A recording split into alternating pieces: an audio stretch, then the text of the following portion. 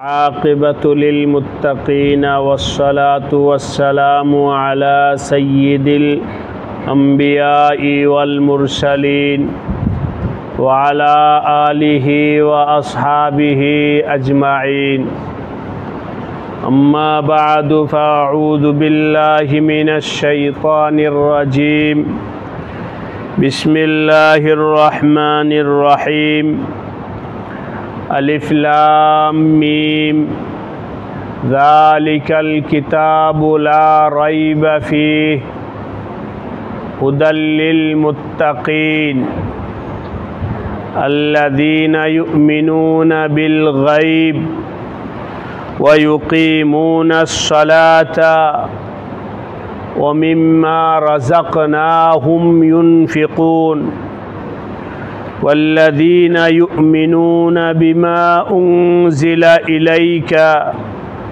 وما أنزل من قبلك وبالآخرة هم يوقنون أولئك على هدى من ربهم وأولئك هم المفلحون آمنت بالله صدق الله مولانا العظيم আল্লাহ রাব্বুল আলামিনের দরবারে অসংখ্য শুকরিয়া যে আল্লাহ রাব্বুল আলামিন দাওয়াত ও তাবলীগের নিসবতে আমাদেরকে আজকে ঈমান আমলের কিছু কথা শোনার জন্যে এখানে বসার তৌফিক দান করেছেন আলহামদুলিল্লাহ। আমি আপনাদের সামনে পবিত্র কোরআনুল কারীমের সূরাতুল বাকারা এর প্রথম 5টা আয়াত তেলাওয়াত করেছি। আমার ভাই ও দোস্ত, এটা স্বতঃসিদ্ধ কথা, অস্বীকার করার দ্বিমত করার কারো কোনো সুযোগ নেই। তা হলো আল্লাহ তাআলা জান্নাতকে সম্পর্কিত করেছেন কিছু সিফাতের সাথে।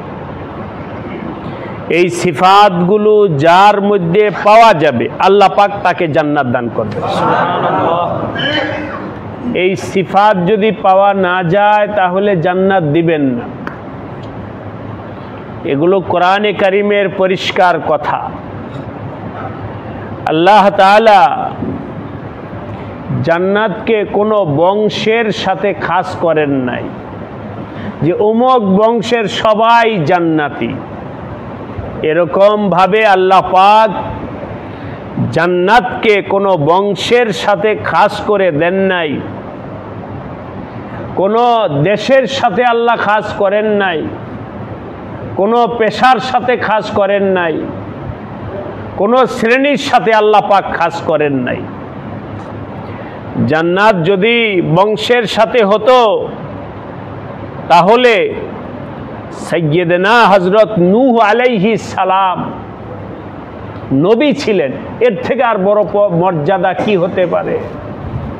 তার ছেলে কেনান, এর মাঝে সিফাত ছিল না, ইমানি সিফাত ছিল না। সিফাত না থাকার কারণে আমরা কমবেশ সবাই জানি কেনান জান্নাতি নয়, সে কি জাহান্নামী। কেন কেনান জাহান্নামী? নবীর ছেলে হওয়া সত্ত্বেও, কারণ তার ভেতরে সিফাত ছিল না, গুণ ছিল না। এই জন্যে নবীর ছেলে হওয়া সত্ত্বেও সে জাহান্নামী। অপরদিকে হযরত ইব্রাহিম আলাইহিস সালাম নবী ছিলেন, তার বাবা ইব্রাহিম আলাইহিস সালাতু ওয়াস সালামের বাবা আজর, তার ভিতরে ইমানি সিফাত না থাকার কারণে জান্নাতি নয়, সে জাহান্নামী। পবিত্র কোরআনে কারীমে আল্লাহ পাক মহিলাদের কথাও বলেছেন। হযরত নূহ আলাইহিস সালাম এবং হযরত লূত আলাইহিস সালাম, ওনারা নবী ছিলেন, কিন্তু তাদের স্ত্রী এর মাঝে ঈমানি সিফাত ছিল না। ঈমানি সিফাত না থাকার কারণে এরা জাহান্নামী, অথচ নবীর স্ত্রী ছিলেন। এর বিপরীত ফেরাউনের স্ত্রী, সূরা তাহরীমের শেষে আছে, আদারাবাল্লাহু মাসালাল লিল্লাযীনা আমানু ইমরাআতা ফিরআউন। আল্লাহ পাক বলেন, এই তোমরা চোখ খুলে দেখো, দেখো এক্সাম্পল দেখো, উদাহরণ দেখো। ফেরাউনের স্ত্রী কত বড় কঠিন ফেরাউন ছিল, তো তা সত্ত্বেও ওই মহিলার ভিতরে ঈমানি সিফাত ছিল। ঈমানি সিফাত থাকার কারণে ফেরাউনের স্ত্রী বিবি আসিয়াকে আল্লাহ পাক জান্নাতি বানায় দিচ্ছে। সে বলতেছিল, রাব্বিবনিলি ইনদাকা বাইতান ফিল জান্নাতি। আমরা তো জানি ফেরাউন অনেক বড় ক্ষমতাশালী, প্রতাপশালী, দাপটি রাষ্ট্রপ্রধান ছিল, তাহলে তার স্ত্রী তো রানী, রাজার স্ত্রী রানী। বাদশাহ যেমন দাপটি হয়, তার স্ত্রী তো সমাজের মধ্যে তেমনই হবে, রাজ সিংহাসনের অধিকারী ছিল। এত তো সত্ত্বেও এই মহিলা যখন ঈমানের আলামত তার ভিতরে পাওয়া গেছে, ফেরাউনের স্ত্রীর ভিতরে ঈমানের আলামত ফেরাউন বুঝতে পারছে, তখন থেকে তার উপরে নির্যাতনের স্টিম রুলার চালাইছে ফেরাউন।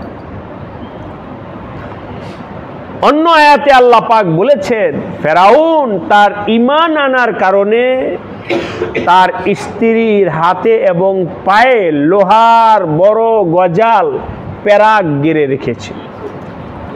অফিরআউনা যিল আওতাদ, যখন তাকে এভাবে নির্মমভাবে নির্যাতন শুধু ঈমানের কারণে ফায়সালা করছে, তখন সে আল্লাহর কাছে বলছে, রব্বিবনিলি ইনদাকা বাইতান ফিল জান্নাহ। হে আল্লাহ, আমার এই দুনিয়ার রাজ সিংহাসনের দরকার নাই, আমি তো তোমার উপরে ঈমান আনছি। হে আল্লাহ, আমার এই দুনিয়ার রানী হওয়ার দরকার নাই, দুনিয়ার ইজ্জতের দরকার নাই, দুনিয়ার সম্মানের দরকার নাই, তুমি আমার জন্য জান্নাতে একটা বালাখানা তৈরি করে দাও। রব্বিবনিলি ইনদাকা বাইতান ফিল জান্নাহ, হে আল্লাহ, তুমি জান্নাতে আমাকে একটু জায়গা দাও। আয়াতের তাফসিরে আছে, 1 ইঞ্চি ঈমান থেকে সরে নাই। ফেরাউনের স্ত্রী 1 ইঞ্চি ঈমান থেকে সরে নাই। এত নির্যাতন, এত জুলম হওয়া সত্ত্বেও আল্লাহ পাক এই কুরবানির বদৌলতে ফেরাউনের স্ত্রীর জন্যে আল্লাহ পাক জান্নাতে আমার নবীজির পাশেই তার বালাখানা তৈরি করে। কিসের বদৌলতে? এগুলো টাকা পয়সা ক্ষমতার কোনো কিছুর কারণে নয়। এই জন্যে আমার ভাইরা, আমি আপনাদের সকলের কাছে অনুরোধ করব, আমি কে? টাকাওয়ালা এটা আমার পরিচয় নেই, বাড়িওয়ালা এটা আমার পরিচয় নেই, আমি অনেক বড় শিক্ষিত, আমি সচিব, আমি অমুক, আমি তমুক, এগুলো আমার কোনোটাই পরিচয় নয়। এই পরিচয়ে কোনো কাজ হবে না, এই পরিচয়ে কোনো লাভ হবে না। আমার আসল পরিচয় যদি আমি আমার ঈমানটাকে মজবুত করতে পারি, আমি যদি আমার ঈমানকে আল্লাহ পাকের পছন্দের করতে পারি, তাহলে আল্লাহ পাক আমাকে কবরে, হাসরে, সব জায়গায় আল্লাহ পাক আমাকে জন্য শান্তির ফয়সালা করবে। সুতরাং আমি কে? আবার বলছি, আমার বাবা অমুক ছিল, দেখার দরকার নাই আমার ভিতরে ঈমান আছে কিনা। কথার কথা বলছে, আমার বাবা আলেম ছিল, তাতে আমি নাজাত পাবো তা নয়, আমার নিজের ভিতরে ঈমান থাকতে হবে। আমার বাবা অমুক ছিল, এই জন্য আমি পার পেয়ে যাব, তা হবে না, আমার নিজের ভিতরে ঈমান থাকতে হবে।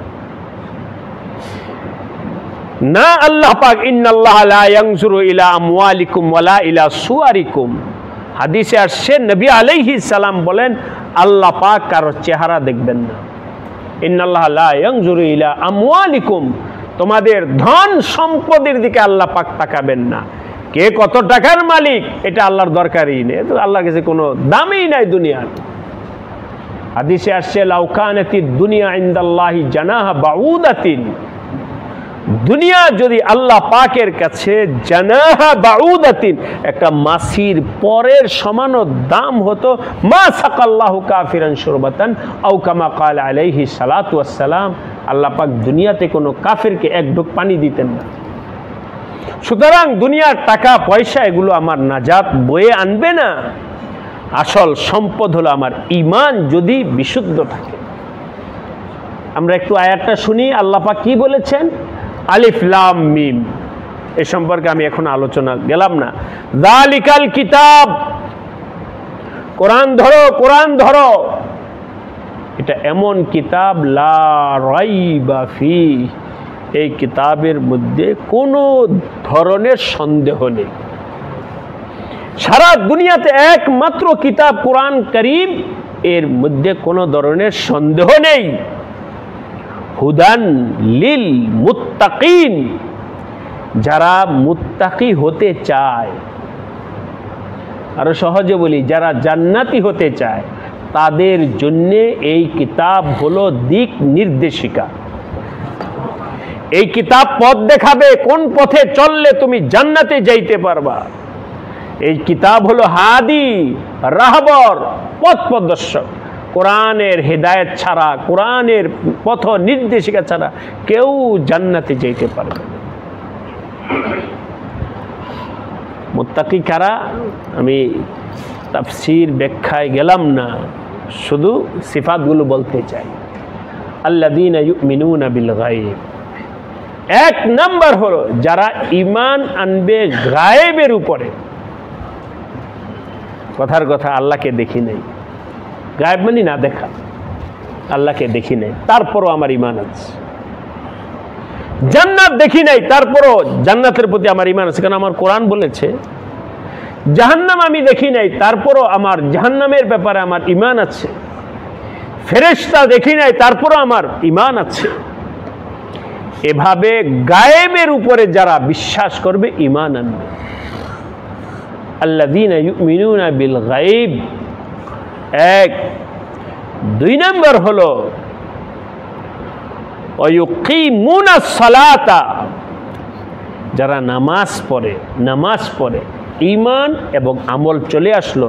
যারা ঈমানওয়ালা হবে, যারা নামাজওয়ালা হবে। দুই। তিন নম্বর হলো ওয়ামিম্মা রাযাকনাহুম ইউনফিকুন, এবং যারা আল্লাহ পাক তাদেরকে যা দান করেছেন তার থেকে কিছু কিছু গরিব মিসকিনকে দান সহযোগিতা করবে। তাহলে তিনটা গুণ আমরা পাইলাম। একটা হলো গায়েবের উপরে ঈমান আনা, দ্বিতীয় হলো নামাজ পড়া, তৃতীয় হলো দান সদকা করা। 4 নম্বর ওয়াল্লাযীনা ইউমিনুনা বিমা উনজিলা ইলাইকা, এবং যারা আপনার প্রতি যে কিতাব নাজিল করা হয়েছে ওই কিতাবের উপরে যারা ঈমান আনে। তো আমাদের নবীর প্রতি কিতাব নাজিল হয়েছে, কিতাবটার নাম কি? কোরআনের উপরে যারা ঈমান আনে। 4। 5 নম্বর হলো ওমা উনজিলা মিন ক্বাবলিক, এবং আপনার প্রতি যে কিতাব নাজিল হয়েছে এর পূর্বে, অর্থাৎ তাওরাত, জাবুর, ইনজিল, আরও বিভিন্ন নবীদের প্রতি যে সমস্ত ছোট সাহিফা নাজিল হয়েছে, এই সবগুলোর উপরে যারা বিশ্বাস রাখে। 5। 6 নম্বর হলো ওয়াবিল আখিরাতি হুম ইউকিনুন, এবং যারা আখিরাতে পরিপূর্ণ ইয়াকিন রাখে, আখিরাতের ব্যাপারে, আখিরাতের ব্যাপারে। এই 6টা সিফাত যার ভিতরে থাকবে, তাদের খুশখবরিটা আল্লাহ পাক শুনাইছেন, উলাইকা আলা হুদাম মির রাব্বিহিম ওয়া উলাইকা হুমুল মুফলিহুন। তাদের ব্যাপারে আল্লাহ পাক 2টা খুশখবরি শুনাইছে। এক হলো এই 6টা গুণ যার মধ্যে পাওয়া যাবে সে সঠিক পথ প্রাপ্ত হয়ে যাবে, সঠিক পথ পাবে, সঠিক পথ পাবে। উলাইকা হুমুল মুফলিহুন, এবং তারাই কামিয়াব হবে, তারাই কামিয়াব যাদের ভিতরে সিফাত পাওয়া যাবে। সাইয়্যিদানা হযরত ওমর রাদিয়াল্লাহু তাআলা, আমিরুল মুমিনিন হযরত ওমর রাদিয়াল্লাহু তাআলা আনহু, যে কোনো একটা হালাতে তিনি সাহাবায়ে কেরামদেরকে জমায়েত করেছে। যেমন কথার কথা বুঝানোর জন্য বলছি, যে কোনো দেশের রাষ্ট্রপ্রধান রাষ্ট্র পরিচালনার জন্য তার কাছে সচিবরা থাকে, সচিব, তারা পরামর্শ দেয় এটাই করতে হবে, এটাই করতে হবে, এই করতে হবে। তা আমাদের দুনিয়ার রাষ্ট্রপতি যারা আছে তারা তো দুনিয়া নিয়ে চিন্তা করে, কিন্তু নবী আলাইহিস সালাতু ওয়াস সালাম যখন রাষ্ট্রপ্রধান ছিলেন তখন তো তিনি শুধু দুনিয়া নিয়ে নয়, বরং মূল ছিল আখিরাত, আর দুনিয়াটা ছিল জরুরত। ঠিক সাহাবায়ে কেরামদেরকেও তিনি ওইভাবেই উঠাইছেন।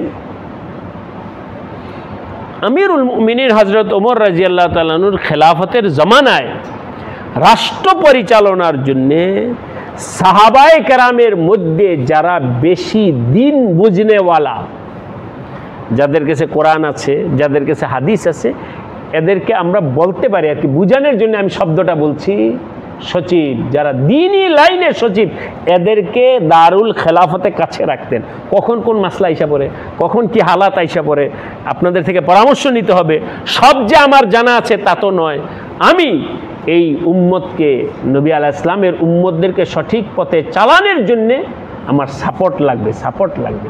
এই জন্যে আমিরুল মুমিনিন হযরত ওমর দারুল খেলাফতের পাশে আসহাবে রায়, সাহাবীদেরকে অন্য জায়গায় যাইতে দিতেন। একদিন জমায়েত করছেন, পরামর্শ আছে, আপনারা অবাক হবেন যে সার্বক্ষণিক হযরত ওমর ওই এদের মশওয়ারা নিয়ে কাজ করতেন। ডাকাইছেন সবাইকে, ডাকায় জিজ্ঞাসা করলেন, আমি তোমাদের কাছে একটা বিষয় জিজ্ঞাসা করতে চাই। নবী আলাইহিস সালাম কিয়ামত সম্পর্কে এবং কিয়ামতের পূর্বে যে সমস্ত ফিতনা দেখা দিবে, এই ব্যাপারে নবী আলাইহিস সালাম কিছু বলছেন। এই বিষয় কি তোমাদের জানা আছে? জানা থাকলে কার কি জানা আছে বলো। হযরত হুযায়ফা রাদিয়াল্লাহু তাআলা আনহু উনি বললেন, হ্যাঁ আমার জানা আছে। নবী আলাইহিস সালামের একটা হাদিস আমি জানি, কি নবী আলাইহিস সালাতু ওয়াস সালাম বলেছেন, ফিতনাতুর রাজুল, কিয়ামতের পূর্বে ফিতনা আম হবে, অশান্তি বাড়বে, ঘরে, অফিসে, দোকানে, মালে, পরিবারে, সব জায়গায় অস্থিরতা এবং ফিতনা বেড়ে যাবে, কোথাও মানুষ শান্তি পাবে না। ঘরের মধ্যে অশান্তি, ছেলে মেয়েকে নিয়ে অশান্তি, ব্যবসা বাণিজ্য নিয়ে অশান্তি, কেবল পেরেশানি আর পেরেশানি, পেরেশানি। এরকম কিয়ামতের পূর্বে মানুষের মধ্যে ব্যাপক হয়ে যাবে, কোথাও মানুষ শান্তি পাবে না। এভাবে আমরা মুজাকারার জন্য বলতেছি, বলেন তো এই হালাত আমাদের এখন মাঝে মধ্যে হয় কিনা? নবী আলাইহিস সালাম কি বলেছেন এই সময়, এরকম হালাত আসলে কি করতে হবে? হযরত হুযায়ফা বলেন, এমন হালাত আসলে তোমরা নামাজে দাঁড়ায়া যাও,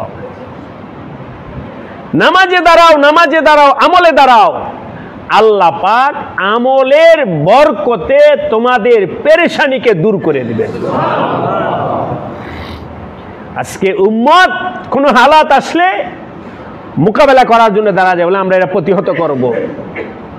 না না, আরে আল্লাহ পক্ষ থেকে কোনো বিপদ আসলে কেউ এটার মোকাবেলা করার কারো ক্ষমতা নাই। কেন ক্ষমতা নাই? একমাত্র হিফাজত করনে ওয়ালা কে? আল্লাহ। यकीन पैदा আর আল্লাহ থেকে সাহায্য পাওয়ার মাধ্যম শক্তি নয়, তাকাত নয়, টাকা পয়সা নয়, আল্লাহ পাক থেকে যদি নিতে হয় তাহলে ইবাদত আমল পেশ করো আল্লাহ পাকের সামনে, আল্লাহ পাকের সামনে আমল পেশ করো, আল্লাহ পাক আমলের বরকতে সব পেরেশানিকে দূর করে দেবে। আমল পেশ করো। এ ব্যাপারে আরো দুইটা হাদিস আপনাদেরকে শুনাইতেছি। নবীজি একদিন, নবী আলাইহিস সালাম একদিন ঘুমাইছেন, হঠাৎ করে ঘুম থেকে উঠে বসে পড়ছেন। হযরত উম্মে সালমা রাদিয়াল্লাহু তাআলা আনহার ঘরে ছিলেন নবী আলাইহিস সালাম। বাচ্চারা দেখবেন, আপনাদের বাচ্চা হঠাৎ রাত্রে উঠে ওই ভয়ে স্বপ্নে কিছু দেখছে, ভয়ের সাপ আসতেছে, উঠা লাভ দিয়ে উঠে বসে পড়ে। নবী আলাইহিস সালাম উঠা বসে পড়ছেন।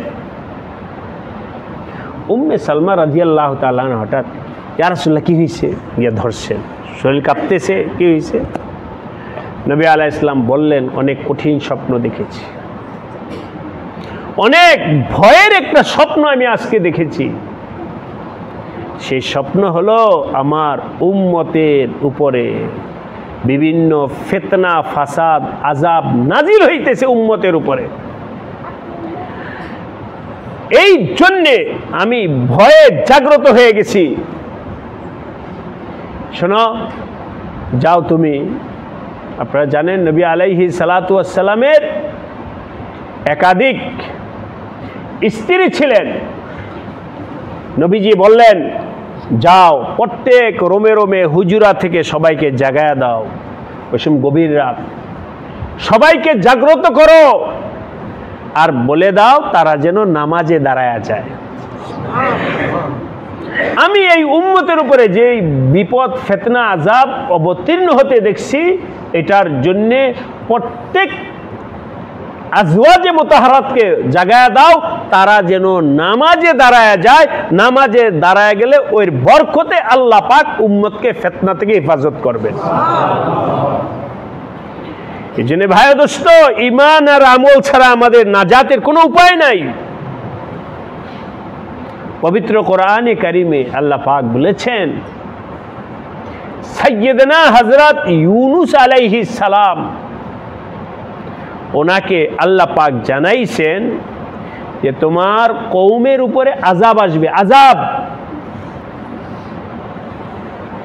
হযরত ইউনুস আলাইহিস সালাম, আল্লাহর ফয়সালা, প্রতিহত করার তো কিছু নেই।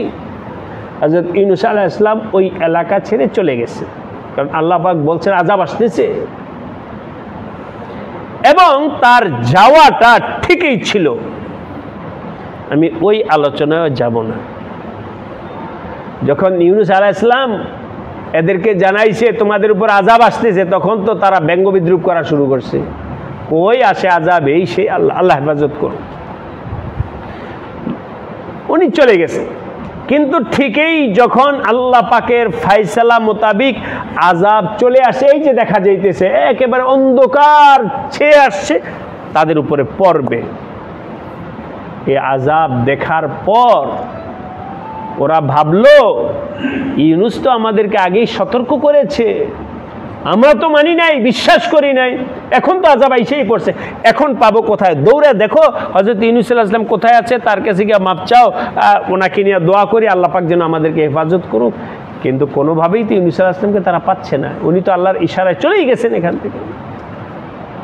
তখন ওই কওম একেবারে ছোট বড়, আবাল বৃদ্ধ বনিতা সবাইকে নিয়ে ময়দানে চলে আসছে।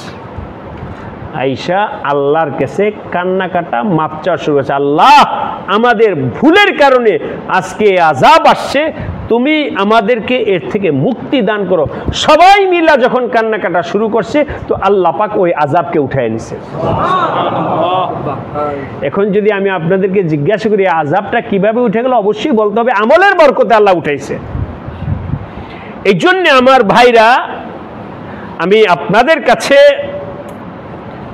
কয়েকটা কথা বলবো, এর আলোচনা আয়াত থেকে বলবো।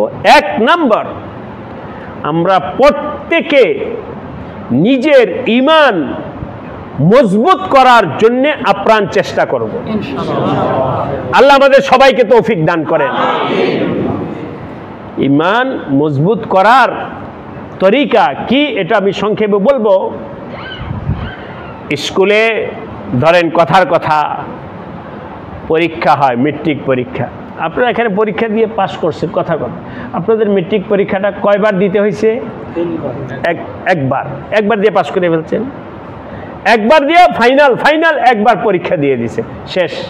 এরপরে সামনের ক্লাসে উঠছেন, ওই পরীক্ষাটা আর দেওয়া লাগে নাই। ঈমান এমন জিনিস, এটা এই না যে আমি একটা পরীক্ষা দিয়ে এলাম, পাশ করে ফেললাম, আমার ঈমান শেষ হয়ে গেল। না না, বুখারী শরীফের নাম অবশ্যই আপনারা জানেন। হাদিসের কিতাব ইমাম বুখারী রাহমাতুল্লাহ আলাইহি ওনার কিতাবের শুরুতে আনছেন কিতাবুল ঈমান, মানে ঈমানের আলোচনা।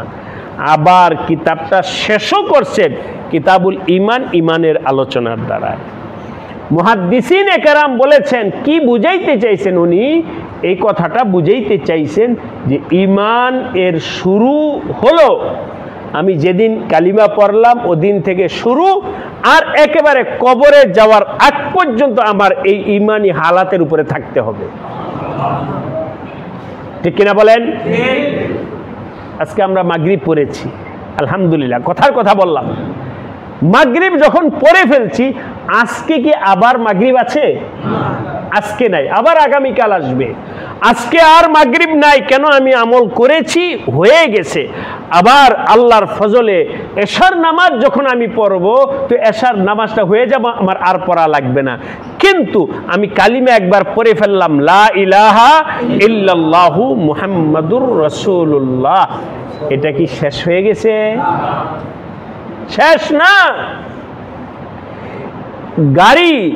গাড়ি চালানের ইঞ্জিল যেমন এক সপ্তাহ না চালিয়ে ইঞ্জিলটা বৈশা পড়ে, নষ্ট হয়ে যায়, রোজানা স্টার্ট দিতে হয়। এছাড়া যেমন গাড়ির ইঞ্জিল বসে যায়, ভাই ও দোস্ত, একিন পয়দা করেন ইমানি মেহনত আমাদের রোজানা হারদম যদি না করি, তাহলে আমাদের ইমানের ইঞ্জিলটাও বৈশা পড়বে।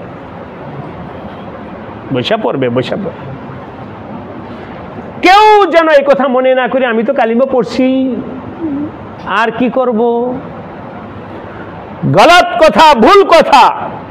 ইমানের লাইনে মেহনতের শেষ নাই। ওয়াবুদ রাব্বাকা হাত্তা ইয়াতিয়াকাল ইয়াকিন।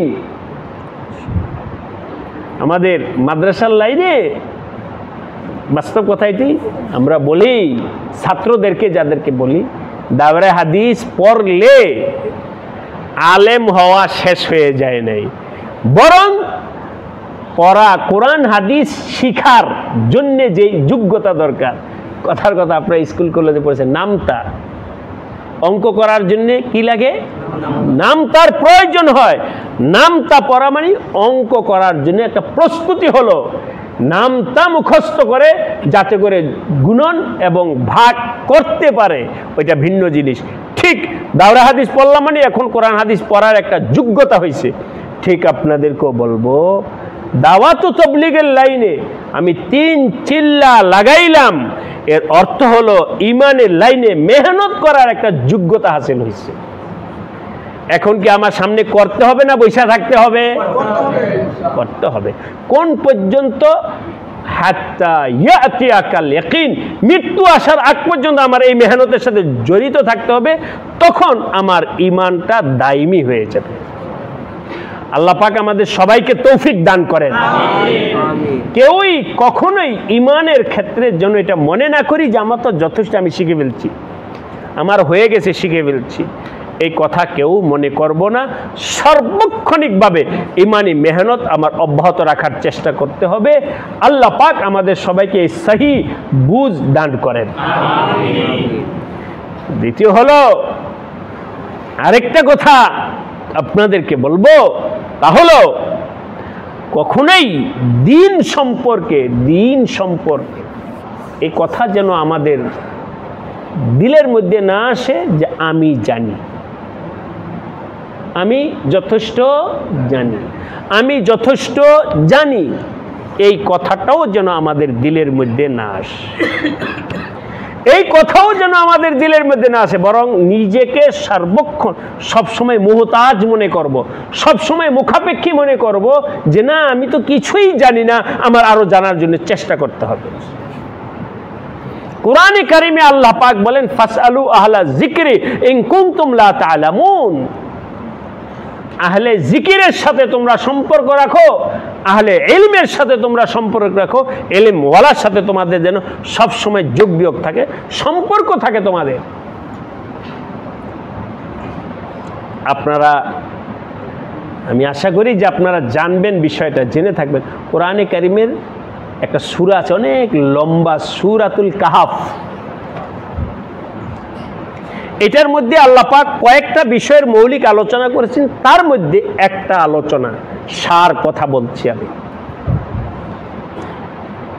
কোন এক মজলিসে, কোন এক জায়গায়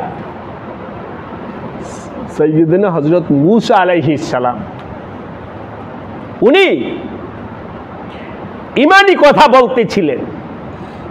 যাই হোক, বলার পরে উপস্থিতি যারা ছিলেন উপস্থিত, তাদের কোনো এক ব্যক্তি ওনাকে একটা প্রশ্ন করেছে, নবী মূসা আলাইহিস সালামকে প্রশ্ন করছেন। তবে আমি যে কথাটা বলবো এটা অবশ্যই খেয়াল করে শুনতে হবে, গুরুত্ব দিয়ে শুনতে হবে, কারণ ইমানি বিষয় তো একটু 19-20 হলে কিন্তু কাটিয়া গেলে আপনি এটা বলার সময় ভুল বলবেন। যার জানা নাই সে জিজ্ঞাসা করলেন যে হে নবী মূসা, আপনার এই জমানায় আপনার থেকে বড় আর কোনো আলেম আছে, অথবা এই জমানার সবচেয়ে বড় আলেম কে? হযরত মূসা আলাইহিস সালামকে এটা জিজ্ঞাসা করছে কেউ। স্বাভাবিক নিয়ম হলো যেই জমানায় যেই নবী থাকেন ওই জমানায় উনি সবচেয়ে বড় থাকেন, মানে মানুষের মধ্যে, এটা হলো স্বাভাবিক নিয়ম। মূসা আলাইহিস সালাম একটু চিন্তা করলেন, যেহেতু আল্লাহ পাক এই জমানায় আমাকে পাঠাইছেন, তো ওই স্বাভাবিক নিয়ম অনুযায়ী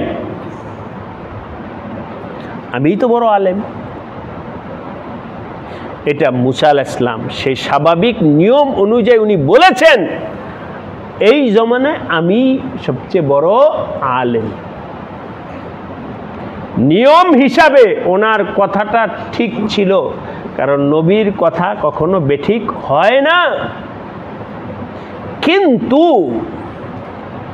হাসানাতুল আবরার সাইয়্যাতুল লিল মুকাররাবিন, আরবিতে একটা কথা আছে, প্রবাদ বাক্য, আপনার বেশি কাছের মানুষ যদি একটু আপনার মর্জির খেলাফ 19-20 মেজাজের খেলাফ করে, আপনি মনে অনেক কষ্ট পান। কিন্তু আরেকজনে যদি পরিষ্কার আপনার কথা না তোমার কথা মানবো না, এত কষ্ট হয় না যত কাছের লোকটা। ঠিক কিনা বলেন? উনি বলেন আনা আ'লামু, আমি বেশি জানি। এই কথাটা আল্লাহ পাক সাময়িক সময়ের জন্য পছন্দ করেন নাই। তো আল্লাহ তাআলা বললেন, হে মূসা, ওহী আসছে, মূসা শোনো, তোমার থেকেও আরো বড় জাননেওয়ালা আছে।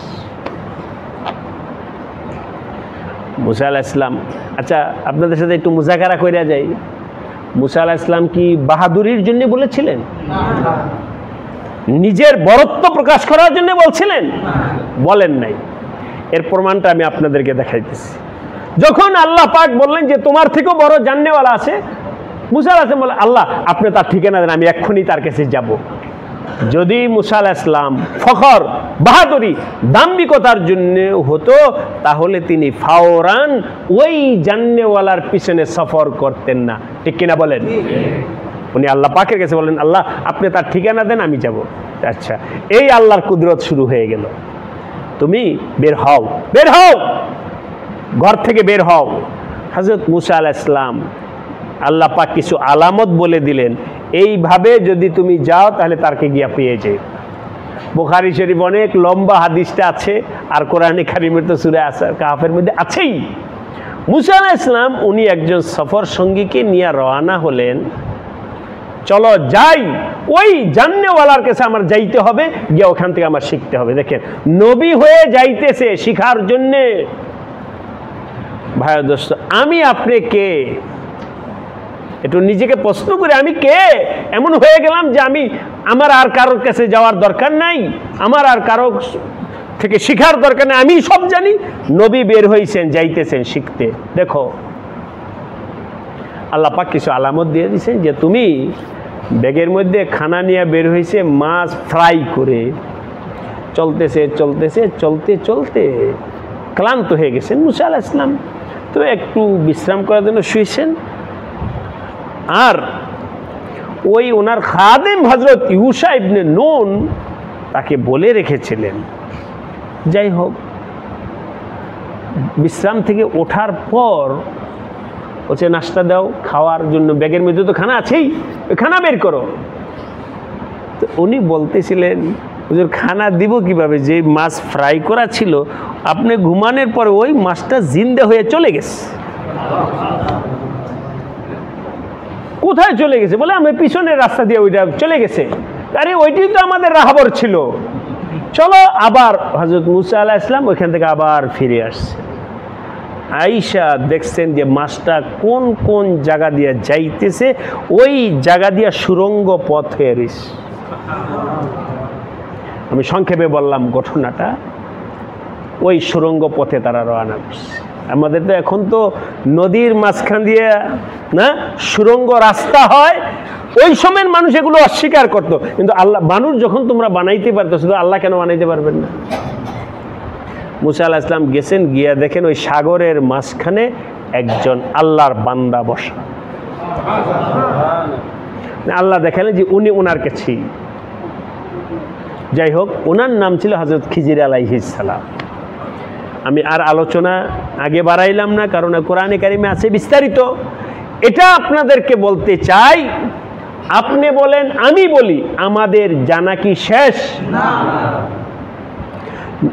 নবী চলতে চলতে, যাই হোক, ওই শেষ কথাটা বলে ফেলি। হযরত মুসা আলাইহিস সালাম আর খিজির আলাইহিস সালাম লম্বা সফর করছেন একসাথে। করার পরে এই ঘটনাটা একটু শোনেন, পরে আমি বয়ান শেষের দিকে যাচ্ছি। দুইজনে নদী পার হইতেছে একসাথে, মুসা আলাইহিস সালাম আর খিজির আলাইহিস সালাম। এমন সময় দেখলেন একটা সাগরের ভিতরে একটা পাখি পাড়ে বসে পানি পান করতেছে। হযরত খিজির আলাইহিস সালাম বললেন, মুসা বলো তো দেখি, এই সাগরের পানি থেকে এই পাখিটা কতটুকু পানি পান করলো বলো তো দেখি, আর কি পরিমাণ আছে? মুসা আলাইহিস সালাম বলেন, সাগরের পানি থেকে পাখি পান করছে। বলেন আপনাদের কাছে এই আধুনিক জমানায় কি ক্যালকুলেটর আছে, বের করতে পারবেন যে এই % পানি খাইছে আর এই পানি রয়ে গেছে? মুসা আলাইহিস সালাম বললেন, এর তো কোনো তুলনা চলে না। শোনো, এই পাখি যতটুকু পানি পান করছে, এই পরিমাণ এলিম হলো আমার, তোমার এবং সারা দুনিয়ার মানুষের এলিম হলো ওই পাখির ঠোঁটের পরিমাণ। আর সাগরের মধ্যে যা পানি আছে সব পানি হলো আমার আল্লাহর এলিম। সুবহানাল্লাহ। বলো তাহলে কিভাবে তুমি আর আমি আলাম হই? এটা শিখাইলেন। তুমি আর আমি বড় আলেম না, বড় আলেম হলেন কে? আল্লাহ। এই সাগর সব পানিটা হলো আমার আল্লাহর ইলম, আর তোমার আর আমার সারা দুনিয়ার মানুষের ইলম হলো ওই পাখির ঠোঁট পরিমাণ। শিখাইলেন তুমি এইভাবে বলাটা ঠিক হয় না। এই যে দেখো, এই যে দেখো। যাই হোক ভাইরা, আমি দুইটা কথা বললাম। এক হলো ঈমান, এর ব্যাপারেও আমরা মনে করব না যে আমি যথেষ্ট। দ্বিতীয় নম্বর ইলম এবং জানার ব্যাপারেও আমি মনে করব না আমি যথেষ্ট। সব সময় নিজেকে মুহতাজ মনে করার জন্য চেষ্টা করব। আল্লাহ পাক আমাদের সবাইকে তৌফিক দান করেন। 3 নম্বর কথা হলো দাওয়াত তাবলীগে মুরব্বীরা যে 6 নাম্বার আমাদেরকে শিক্ষা দেন, এগুলো মৌলিকভাবে নির্ধারিত কোনো নাম্বার না। পুরা কোরআন এবং হাদিসকে নির্যাস করে আমরা সাধারণ মানুষের জন্য কি কি সিফাত বেশি জরুরি, ওই সিফাতগুলোকে 6 নম্বরের ভিতরে ঢুকাইছেন। এখন অনেকে না বুঝে বলে 6 নম্বর তবলিগে 6 নম্বর আছে, কোরআন হাদিসে কোথায় 6 নম্বর আছে? আরে নির্যাস জিনিস, এটা হলো কোরআনের নির্যাস, এটা হলো হাদিসের নির্যাস। যেমন মাখনের মধ্যে, মাখন বানানো হয় কি দিয়ে? দুধ দিয়ে। ছানা বানানো হয় কি দিয়ে? দুধ দিয়ে। আপনাদেরকে জিজ্ঞাসা করি, দুধ তরল কি না বলেন? দুধ কি তরল? মাখন তরল নাকি? তাহলে এবার দেখেন তো, দুধ আর মাখন মিলান, যদি মিলান তাহলে কিভাবে বুঝবেন যে মাখন থেকে দুধ তৈরি হয়েছে? বাস্তবতাটা এই যে দুধ থেকেই তো মাখন তৈরি হয়েছে। ঠিক উলামায়ে কেরাম সাধারণ মানুষের জন্য যে সিফাতগুলো বেশি জরুরি, ওই সিফাতগুলো কোরআন হাদিস থেকে সংক্ষেপে বের করে বলছেন যে এই সিফাতগুলো নিজের মধ্যে পয়দা করো। এগুলো যদি পয়দা করতে পারো তাহলে ইনশাআল্লাহ মোটামুটিভাবে দ্বীনের উপরে চলাটা তোমাদের জন্য সহজ হয়ে যাবে। কোরআন হাদিসের বাইরে কিছু না। তার মধ্যে একটা গুণের কথা আমি আপনাদের বলবো, ইখলাস, সহি নিয়ত ও ইখলাস। সহি নিয়ত ও ইখলাস, যে কোনো কাজ করতে হবে। কুল ইন্না সলাতি ওয়া নুসুকি ওয়া মাহইয়ায়া ওয়া মামাতি লিল্লাহি রাব্বিল আলামিন। যে কোনো কাজ করো একমাত্র আল্লাহ সন্তুষ্টির জন্য, কাউকে দেখানোর জন্য নয়, কারো প্রশংসা পাওয়ার জন্য নয়, কারো ভালোর জন্য নয়। গতকাল ওই আমাদের ওদিকে সাঁতারকুলের ওদিকে এক প্রোগ্রাম ছিল, তো সেখানে আমি আমার ভাইদেরকে অনেকটা মস্ক করে শিখাইছি, ভাই শোনো, যে কোনো কাজ করো, এক হলো মানুষের কাছে ভালো হওয়া, আর একটা হলো আল্লাহর কাছে ভালো হওয়া। বলো কার কাছে ভালো হতে চাও? কার কাছে? মানুষের কাছে আমি ভালো হতে চাই না। যে কোনো নেকামল করো, দিলের মধ্যে পয়দা করো আমি আমার আল্লাহর কাছে ভালো হতে চাই।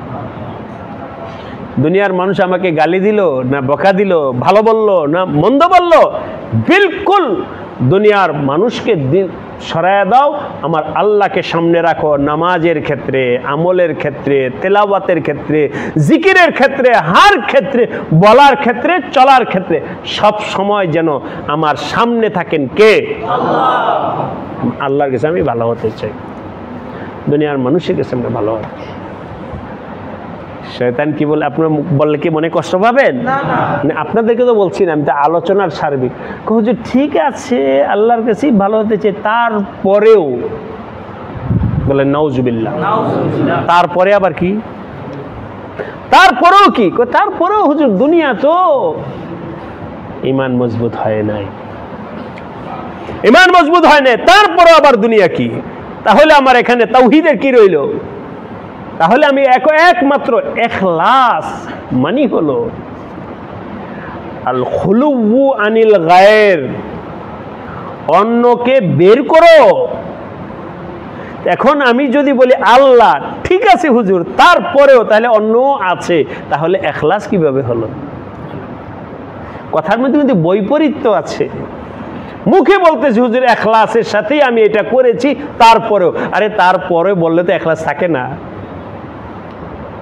ইখলাস তো ওই সময় হবে যখন তারপরে কেউ নাই, একমাত্র ওয়াহদাহু লা শারীকা লাহু, বিলকুল আমার সামনে কেউ নাই, আমার সামনে একমাত্র আমার আল্লাহ। যতক্ষণ পর্যন্ত আমরা এই ইয়াকিন পয়দা করতে না পারবো, ততক্ষণ পর্যন্ত আমাদের ঈমান আমল ওই চূড়ান্ত মাকামে পৌঁছবে না। এই তিনটা কথা আপনাদের সামনে আজকে আসলো, বললাম। এক হলো ঈমান, দ্বিতীয় নাম্বার হলো ইলম, তৃতীয় নাম্বার হলো ইখলাস। বিশেষ করে এগুলো নিজের ভিতরে, কলবের ভিতরে হাসিল করার জন্যে হরদম লাইগা থাকার তৌফিক দান করেন। কখনোই যেন আমার দিল থেকে বের না হয়ে যায়। যদি কখনো এর ব্যতিক্রম হয়, সাথে সাথে ইস্তিগফার পড়ি, আস্তাগফিরুল্লাহ আস্তাগফিরুল্লাহ আস্তাগফিরুল্লাহ আস্তাগফিরুল্লাহ। ভাই দোস্ত, এই সিফাতগুলো হাসিলের ছাড়া আমরা কেউ নাজাত পাবো না। এই সিফাতগুলো হাসিল যদি না হয়, তাহলে আমি আমার আল্লাহর প্রিয় পাত্র হতে পারবো না। এই জন্যে আমাদের মুরব্বীরা বারবার বলছেন লাইগা থাকো, চিল্লায় যাও, 10 দিনে যাও, নেশাবে যাও, নিজের মসজিদে সাপ্তাহিক গাস্তের আমলে শরীক হও, তালিম চালু করো, ঘরে চালু করো, মসজিদে চালু করো, অর্থাৎ হরদম লাইগা থাকো। এই জমানাটা বিশেষ করে আমি আপনাদেরকে বলেছি ফেতনা জমানা ফেতনা, একটু চোখ সরায় ফেলবেন, পাট করে শয়তান টান্দা নিয়ে নিবে। কিভাবে শয়তান টান্দা নিবে কেউ বলতেও পাবে না। অনেক সময় নেক্সট সুরতেও শয়তান টাইনা নিয়ে যাবে। এর জন্যে সর্বশেষ কথা, আল্লাহর কাছে আমরা খুব হেদায়েতের জন্য কান্নাকাটা করব। হেদায়েত দেনেওয়ালা কে? আল্লাহ। কত বড় বড় ব্যক্তি মৃত্যুর পূর্বে ঈমান হারা হয়ে কবরে গেছে। এই জন্য কেউ যেন মনে না করি যে আমি তো না, কথার কথা আমি আলেম হয়ে গেছি অথবা আমি 3 চিল্লা লাগাইছি, আমার ব্যাপারে এগুলো সম্ভাবনা নেই। এই ভয়, এই কথা যেন কারো মনে না আসে। হরদম ঈমানের ব্যাপারে যেন ভয় থাকে। বুখারী শরীফে আসছে, লা ইয়ামানুহু ইল্লা মুনাফিকুন ওয়া লা ইয়াখাফু ইল্লা মুমিন। ঈমান সম্পর্কে ভয় থাকবে ঈমান ওয়ালার, আর ঈমান সম্পর্কে নিরাপদ মনে করবে মুনাফিক। লা ইয়াখাফুহু ইল্লা মুমিন। মুমিন হরদম ভয় করবে যে আল্লাহ, না জানি কোনো কারণে আমি ঈমান হারা হয়ে যাই, না জানি কোনো কারণে আমি ঈমান হারা হয়ে যাই। এই ভয়টা সবসময় থাকতে হবে। আর ওয়ালা ইয়ামানুহু ইল্লা মুনাফিক। মুনাফিক বলে কালিমা তো পড়ছি, আর দরকার কি? নিরাপদ হয়ে গেছে, নিরাপত্তা নাই। আমার আপনার নিরাপত্তা হবে যখন ঈমানের সাথে শেষ দমটা বের হবে, তখন নিরাপত্তা হবে। আল্লাহ পাক আমাদের সবাইকে ইয়াকিনের সাথে কাজে লাগিয়ে থাকার তৌফিক দান করেন, ঈমানি সিফাতগুলো হাসিল করার তৌফিক দান করেন। ফিতনার জমানায় আল্লাহ পাক ফিতনা থেকে আমাদেরকে বাঁচার তৌফিক দান করেন। এর জন্য মেহনত দোয়া হরদম লাগিয়ে থাকুন। নিজের জন্য, নিজের ছেলের জন্য, পরিবারের জন্য, স্ত্রীর জন্য, মহল্লার জন্য, দেশ জন্য, সারা দুনিয়ার জন্য আল্লাহর কাছে বলতে থাকো, আল্লাহ উম্মতকে হেফাজত করো, উম্মতের ঈমানকে হেফাজত করো, আমলকে হেফাজত করো। যারা ঈমানের পথে নাই তাদেরকে আল্লাহ ঈমানের পথে আসার তৌফিক দাও। দুআউ মুখুল ইবাদাহ, দুআউ মুখুল ইবাদাহ। খুব হাত উঠায় কাঁদতে থাকো, এনফেরাদি ভাবে, ইজতিমাই ভাবে। উম্মতের ভিতরে কান্নার আমলটা চলে গেছে। আবার আল্লাহ পাক আমাদেরকে কান্নার আমল চালু করার তৌফিক দান করেন। اللهم صل على محمد وعلى ال محمد كما صليت على ابراهيم وعلى ال ابراهيم انك حميد مجيد।